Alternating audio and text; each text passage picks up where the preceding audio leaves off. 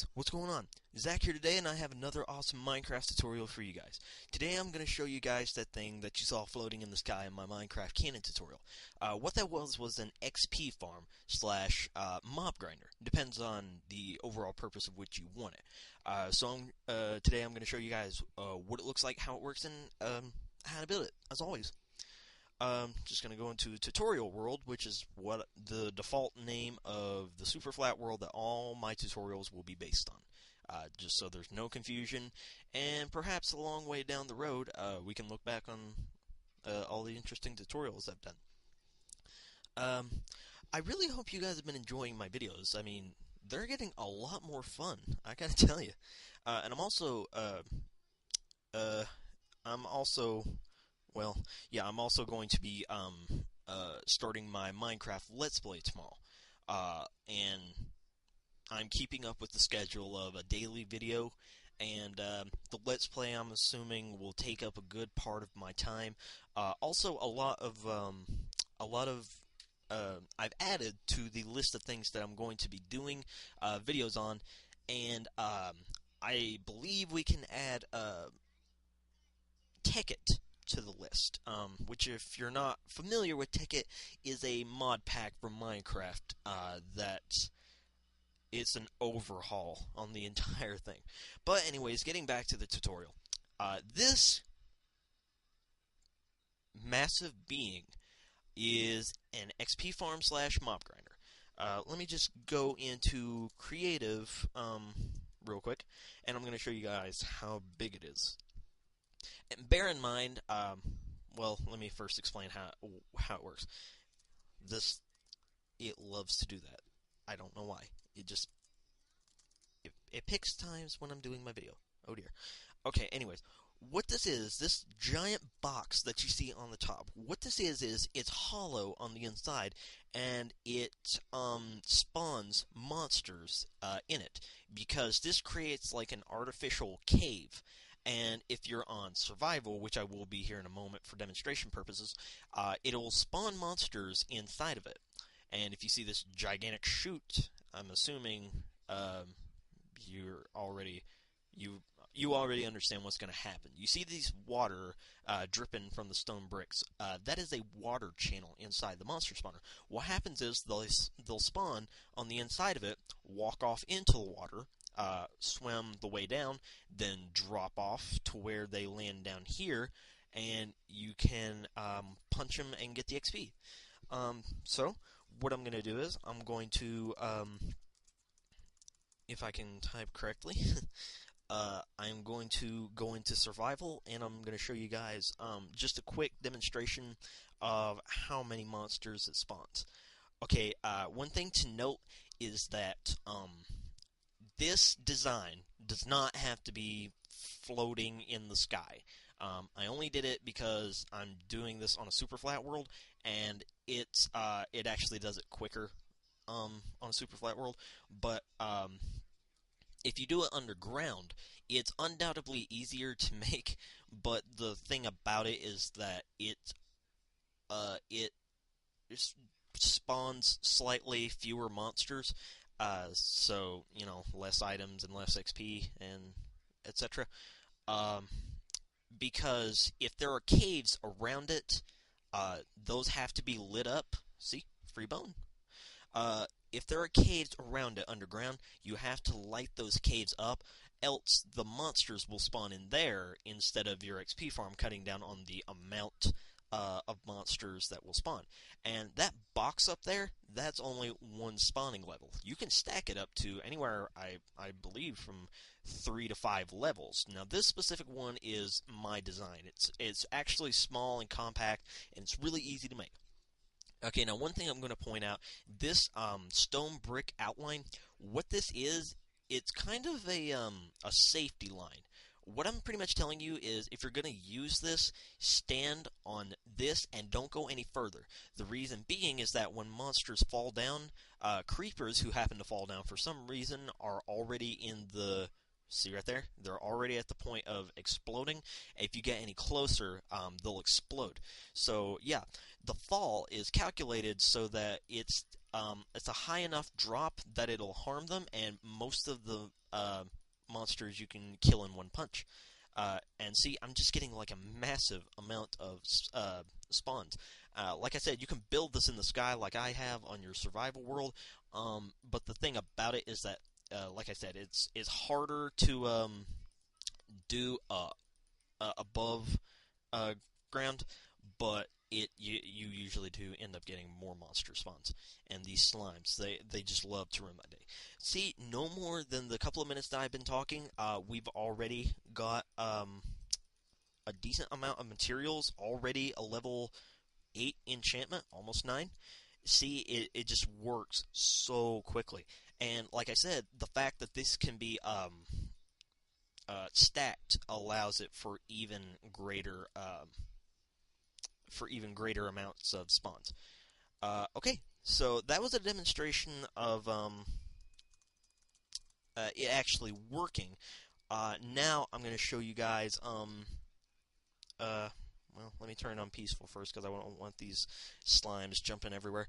But anyways, yeah, that was a demonstration of it working. Now I'm going to show you guys how to build it. Guys, this is how you're going to build the mob grinder / XP farm.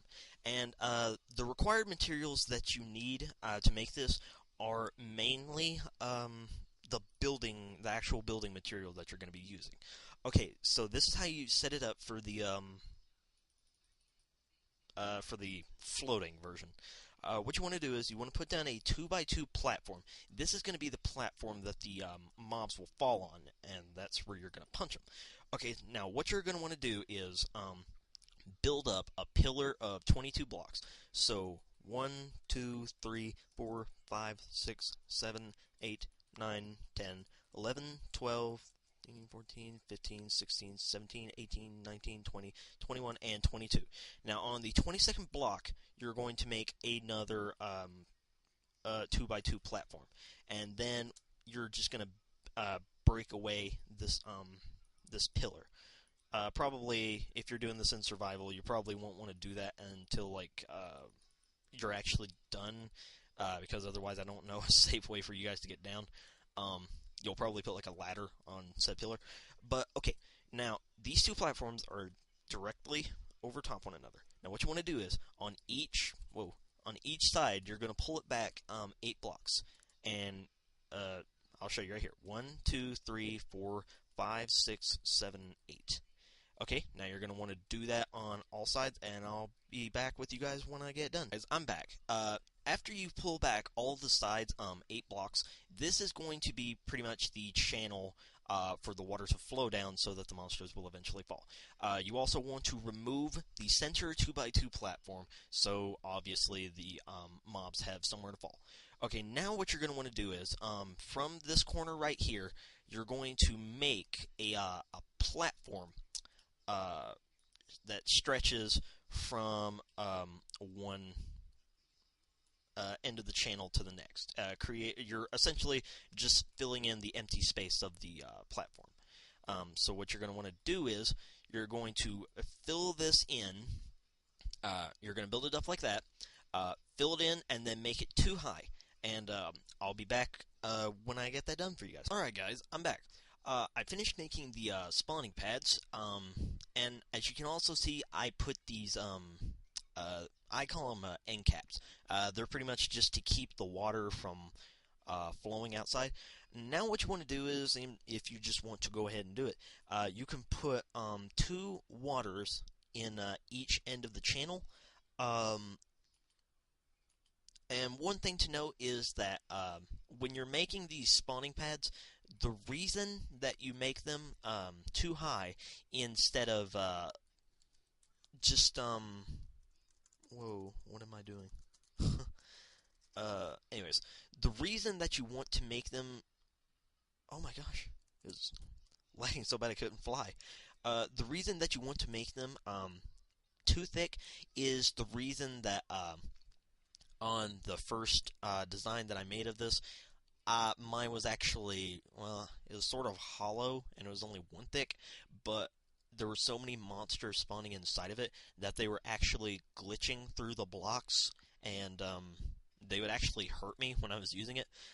So yeah, you want to do that, Okay, now what you want to do is take your half slabs. Any half slabs will do. I just do stone bricks and stone slabs because it's probably the most attractive looking block, I guess I can use. Uh, and you want to put it in this specific pattern. And what this is doing is this is eliminating any 2 by 2 spaces on the spawning pad, and that eliminates spiders. The reason that you don't want spiders in your spawner is the fact that normal mobs only need a 1 block space to fall down, and spiders require a 2 by 2. So what would happen is that if we didn't have these and spiders spawned in here, they would actually fall down and like stick to the side of the chute, and that would like back up your machine, and it would just be terrible. So you see the pattern right here. You put a stone slab in the center facing the 2 by 2 area, and then you just skip one on all sides. And let's see, this is 4 by 4, 16 slabs on each spawning pad. So you do that, and I'll get back when I'm done. Guys, I'm back. After all slabs have been placed, what you want to do is you want to get out your main building material, and you want to start on the inner walls now. Basically, all you do here is you build up a 4 high wall. And the reason that you want to make it 4 high is the fact that after you close it up at the end, that it creates a 3 high space inside of it. This 3 high space allows the spawning of more monsters. I believe they can be spawned on top of these slabs. This allows for the spawning of more monsters, and also in the past I have managed to spawn inside Enderman. I don't exactly know the situation under which they spawn in, but if you happen to spawn one in, you can in fact get ender pearls from it. So yeah, build up a 4 high wall, and I'll see you guys when I'm done with that. Anyways, guys, what you want to do is after you build up the walls 4 high, you want to close off the top of it. But that is cutting it off at 1 spawning level. If you want, you can stack this up higher. I think you can stack it up to at least 5 layers just repeating this design, but I think if you go past 5, nothing spawns. So I'm going to top it off, and when I get back, I'm going to continue the commentary. Okay, guys. After you have topped it off, if you are going to just do this for just 1 spawning level, or even if you've done multiple layers, on the top part, where you closed it off, what you want to do is you want to get on the roof. Now, go to where it would be on the inside of the mob spawner, and count in 1, 2, 3, and 4, and then put a torch. And what this does is, if you're going to be using this XP farm at night, it prevents mobs from spawning on the roof.